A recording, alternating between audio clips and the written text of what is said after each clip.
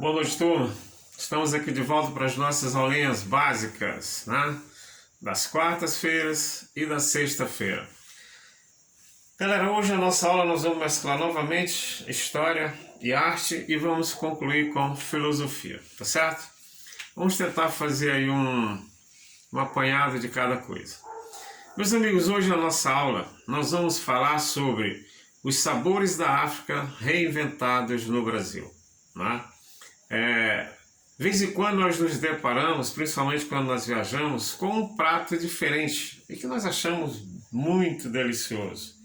Mas por trás daquilo ali tem uma história muito grande e às vezes até uma história bonita. Porém, em alguns casos é triste porque foi da forma como ela chegou para nós aqui no Brasil, especificamente o caso dos negros, né?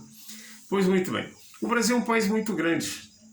E por isso nem toda a região brasileira é uniforme nessa questão dos sabores, nessa questão da cultura.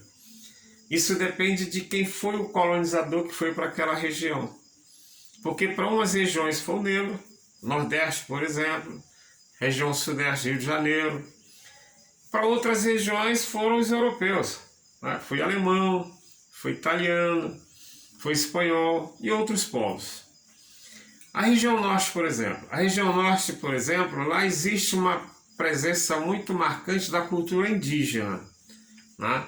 Se você chegar na região norte, aí você vai conhecer vários pratos que foram os índios que iniciaram com aquilo ali e, lógico, depois eles foram readaptados, não é isso?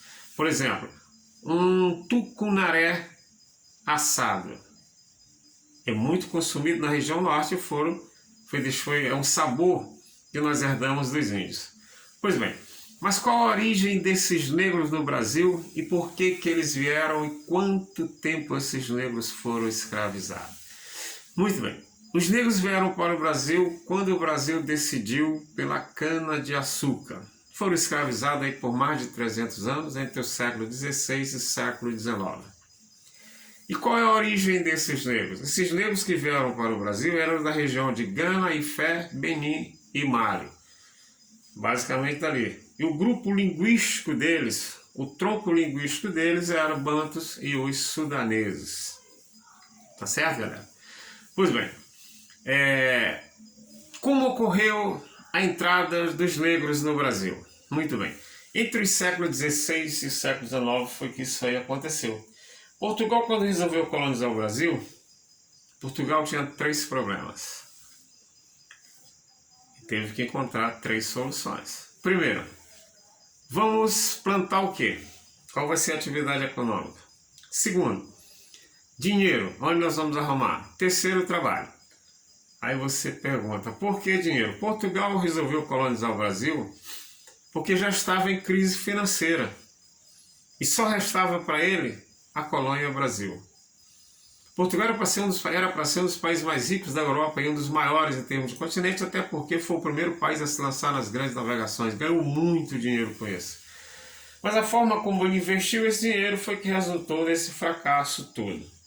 É comum entre nós a gente ouvir uma piada, até de mau gosto, né? Sempre que falar de português, fala que português não é inteligente. Não é legal falar isso aí porque caracteriza uma discriminação, isso não é bom.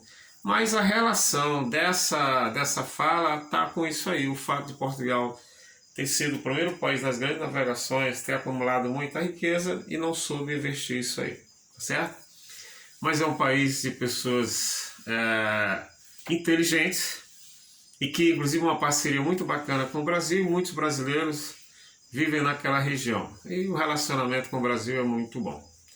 Bom, galera, então vamos lá. Então esses negros que vieram para o Brasil eram da região de Gana, Ifé, Benim e Mali. O tronco linguístico deles era o bantus e os sudaneses. Então vamos lá para os problemas e a solução. Primeiro problema, vamos plantar o quê? Açúcar. Resolvido o problema. Cana de açúcar. Cana para produzir açúcar. Segundo problema, dinheiro. Como nós vamos arrumar? Parceria. Os holandeses, mais os colonos que vieram para cá, montaram os primeiros engenhos do Brasil. E o terceiro problema, quem vai trabalhar? Porque o europeu que veio para cá não veio para trabalhar. Inicialmente pegaram o índio, escravizaram o índio e botaram para trabalhar. Mas o índio não estava acostumado àquela carga de trabalho. Não que o índio seja preguiçoso. O índio não é preguiçoso. O índio apenas sempre trabalhou para atender as suas necessidades básicas. O índio não precisa pagar prestação de nada. O índio não acumulava alimento para o mês ou para a semana. O índio, eles iam, produziam aquela alimentação e era distribuída para toda a tribo. E no outro dia ele ia de novo e assim sucessivamente. Mas quando ele foi escravizado, ele passou a ter que cumprir uma carga horária de trabalho que ele não estava acostumado. E daí ele resistiu. E essa resistência criava um problema sério nos engenhos. Então, resolveram o negro. Portugal, então, dá início aí a uma triste página da história do Brasil, que foi a escravidão negra. Trouxeram para cá os primeiros negros e logo viram que o negócio era excelente. Porque os colonizadores brasileiros passaram a comprar negro e o negócio virou altamente lucrativo, tanto para os colonos, porque eles já eram acostumados ao trabalho, principalmente na questão da cana, e para Portugal, porque cada lote de negro que entrava no Brasil pagava-se impostos para a corte. Então o negócio virou altamente lucrativo para Portugal. E aí o negro, por mais de 300 anos, entre os séculos XVI e XIX, foi escravizado no Brasil. Pois bem, até o século XIX, estima-se que entre 10 e 15 milhões de negros foram retirados da África. E sabe quantos vieram para o Brasil? 40% disso aí. 40% desses 15 milhões é algo em torno de 6 milhões de negros. Lógico, homens, adultos, crianças e mulheres. Mas que quando chegavam aqui, eles eram apartados da família e mandados para regiões diferentes. Alguns negros que vieram para o Brasil tinham uma posição social muito bem lá na África, mas vieram para cá todos na condição de escravo. E a atividade econômica do Brasil que mais utilizou a mão de obra negra foi o engenho de açúcar. Esse engenho de açúcar que era composto por uma casa grande, uma senzala e uma capela. Tá certo, galera? Então, fica por aqui hoje a nossa aulinha de história, onde a gente misturou a arte, a história e a filosofia. A gente vai resolver uma atividade buscando esses valores e tudo isso aí que a gente falou, tá ok?